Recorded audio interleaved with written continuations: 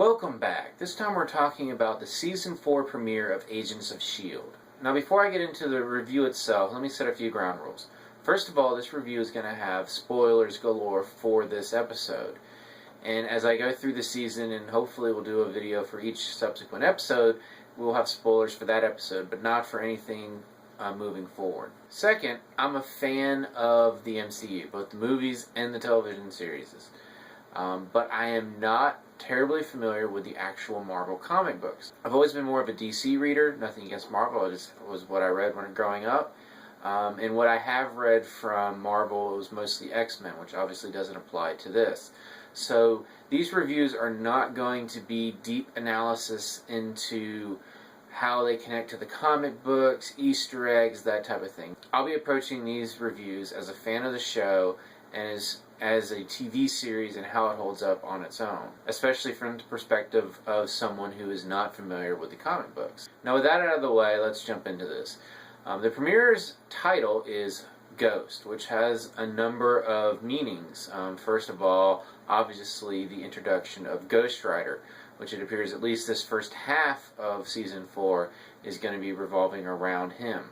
But it also refers to Daisy, who's now apparently going by the moniker Quake, who, as we saw in the Season 3 finale, has gone rogue.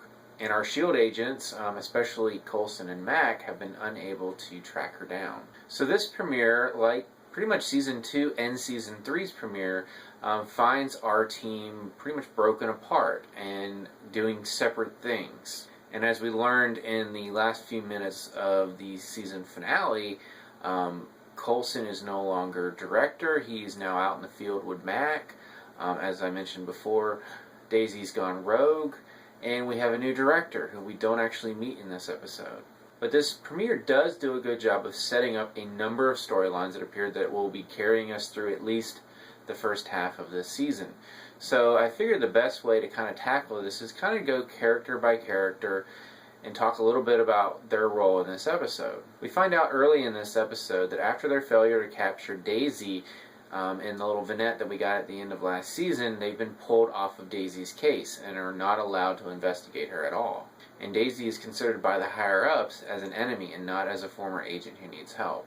But Coulson and Mac's pursuit of Daisy takes them to L.A., and introduces them to this season's MacGuffin, or at least this episode's MacGuffin, in the case that has the seemingly ghostly contents. And for the most part, that was kind of their role for this episode, was to kind of tie together the S.H.I.E.L.D. elements to the Ghost Rider elements. And where that goes, we don't yet know. What I will say is I did enjoy the Mac and Coulson moments. For one thing, it was one of the few times in this episode that we got some extended time with our main characters actually interacting with each other. They also provide some pretty good comic relief, especially with the new dynamic of them being equal agents rather than agent and director. So let's move on to May. She now appears to have her own tactical team, which she trains and directs independently in the field. We don't really get to see a lot of where she's at on a personal level, although there was a nice moment at the end when she was interacting with Coulson. Unfortunately, this scene also revealed that she's apparently at least partially infected by whatever was in the case. Although it's still early and we don't know where it's going to go, this was the one development in this episode I really didn't enjoy, if only because we pretty much spent all of the second half of last season dealing with various characters being infected. So it did feel a little bit like a retread, but again, we don't know where it's going to go, and hopefully they will take it in a different direction. Up next is Daisy, who we learn is now known as Quake, due to her various illegal activities that were alluded to in the season finale. What we find out in this episode is that these various acts are part of her campaign against the Watchdogs, which is the group that is hunting down Inhumans. And her latest investigation into this truck robbery puts her directly in a crash course with this mysterious case, as well as the Ghost Rider. And don't worry, I'll get into him more in a minute. I left last season's finale a little conflicted on exactly where they were taking her character. It looked a little too emo, especially with the colored hair and the makeup and all of that. But I do have to say I enjoyed her character in this episode.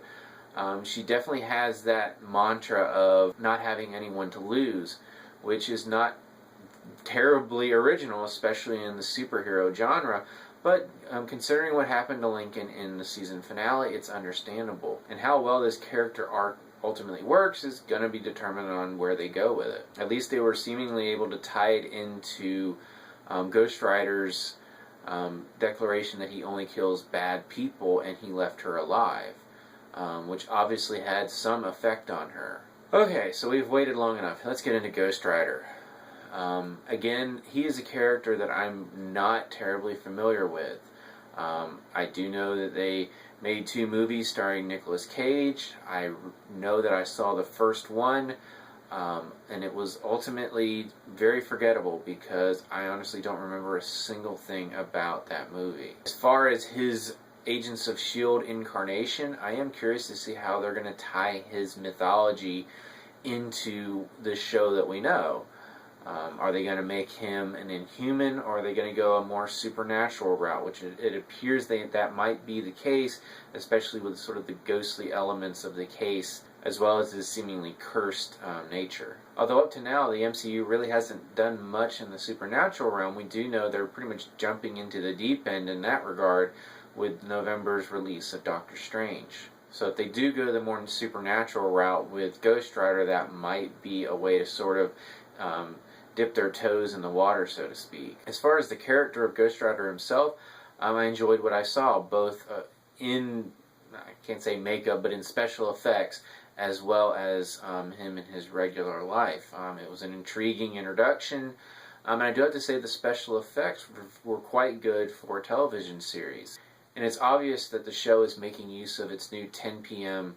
time slot with its rather graphic violence, at least for television, whenever Ghost Rider was dispatching his targets. What I don't know, and I'm attempting to avoid spoilers in this regard, is exactly how long this Ghost Rider arc is going to last, whether it's going to be just the first half of this season or if they're going to spread this out across the entire season.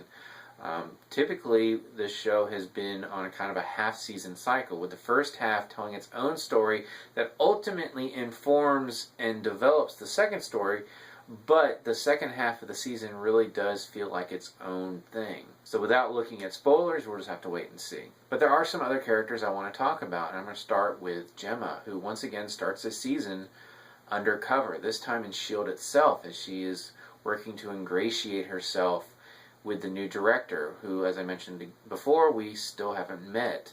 And we don't have a good grasp on whether this person is good, bad, taking S.H.I.E.L.D. in a good direction or, again, a bad direction. We don't really know. So that's definitely one of the storylines that we'll have to watch as this season develops. I do have to say I really enjoyed her scene with May, where she basically tells May off for not trusting her, and shows that beyond just having a great scientific mind, once again she's got a great grasp of strategy, as well as a cunningness and a kind of a steel core to her character that we don't always get to see, but it's always great when we do. Well, rounding out our main characters is Fitz, who really kind of spends the first part of this episode mostly just kind of reacting to the other characters and their storylines, at least until he goes to visit Dr. Radcliffe, played by the always great John Hannah. And that's when he meets Ada, Radcliffe's newest experiment, and something else that was foreshadowed at the end of last season. I know enough to know that this has some tie-in to some comic book storylines, but again, I really don't know any specifics, and I'm not going to look it up. I'm just going to let the show's story play out as however it's going to.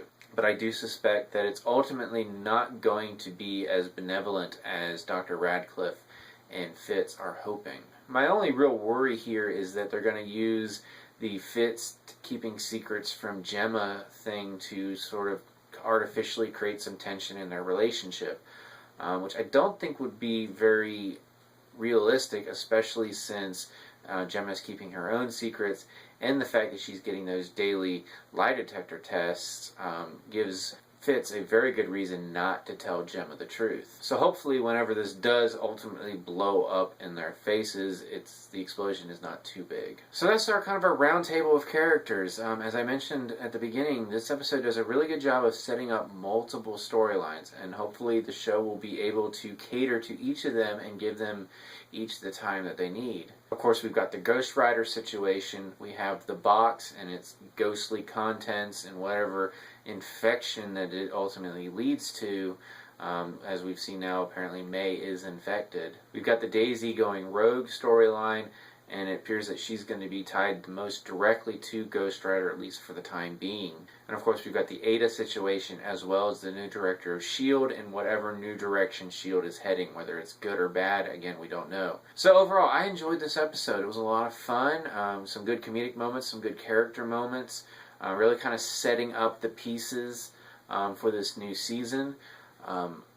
I will say that this show works best when we have our team together. I know breaking them apart and putting them in different combinations does result in some interesting storytelling, as we've seen with Coulson and Mac being equals now.